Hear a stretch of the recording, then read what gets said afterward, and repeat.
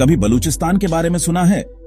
यह पाकिस्तान का सबसे बड़ा प्रोविंस है, जर्मनी से भी बड़ा, लेकिन दुनिया में ज्यादातर लोगों को पता ही नहीं कि यह मौजूद है। एक ऐसी जगह सोचो जो गैस, गोल्ड और कॉपर से भरी हो, फिर भी वहां के लोग रोटी के लिए तरसते हों।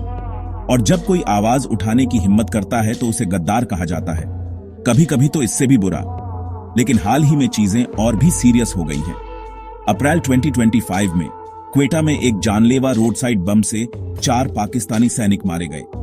इस अटैक का इल्जाम बलूच मिलिटेंट्स पर लगा, वही ग्रुप्स जो दशकों से ज्यादा ऑटोनॉमी या यहां तक कि इंडिपेंडेंस के लिए लड़ रहे हैं। तुरंत पाकिस्तान ने इंडिया पर उंगली उठाई, उन पर बलूचिस्तान में टेररिज्म को फंड करने का इल्जाम लगाया। कुछ जाना पहचाना सा लगा।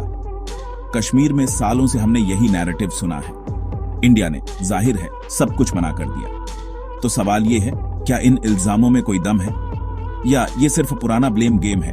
लोगों को पाकिस्तान के अंदर जो सच में हो रहा है उससे डिस्ट्रैक्ट करने का एक तरीका। बलूच लीडर्स साफ कहते हैं, हम किसी के एजेंट नहीं, ना इंडिया के ना पाकिस्तान के, हम बस आजादी चाहते हैं।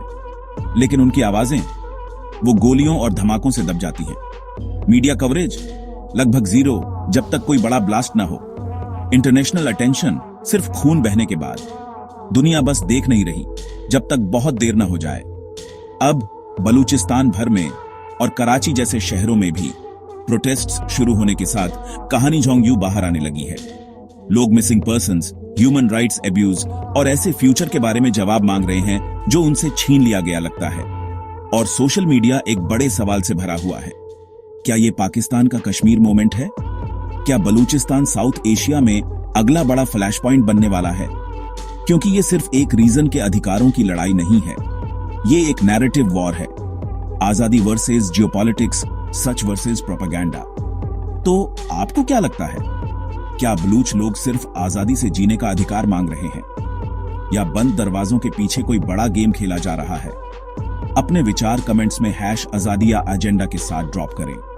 और याद रखना, कभी कभी दुनिया की सबसे इंपॉर्टेंट कहानियां वो होती हैं जिनके बारे में आप कभी नहीं सुनते।